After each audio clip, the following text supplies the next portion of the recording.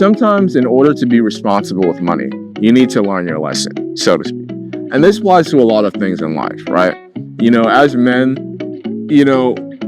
this is what happened to me. When I was younger, I was like really irresponsible with money. I had like 5 years in my life where I totally botched myself in terms of money, where like I made some pretty bad decisions with money, and I saved up a whole bunch of money for my job, and I just flushed it down the drain, so to speak. And I don't know what I was doing. I'm looking back on my old self. I'm thinking, what was in my head that I was actually doing that stuff? Like, what was going on through my mind that I was working so hard for this money and then pretty much flushing it down the toilet? I didn't save a penny. Not one penny. Not one penny. Can you believe that? It's just like pretty crazy to me. And after I did that thing for about 5 years, I said, you know what? This actually isn't fun. This actually isn't that fun. And I could actually really destroy my life for a long period of time if I don't start being more responsible with money. And what happened after those 5 years? I started getting really responsible with money. I started telling myself, you know what? No matter how I make money, no matter where I'm getting this money from, I am going to set some aside that I'm going to save. No matter what I'm going through, I am going to set a certain amount to the side that I can save. And then the rest of it, I'm not going to spend this much amount.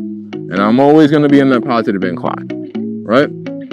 I'm not like super strict about it. Yeah, I'll spend money on if it's experiences or something. But I really had to go through that whole process of being really bad at money.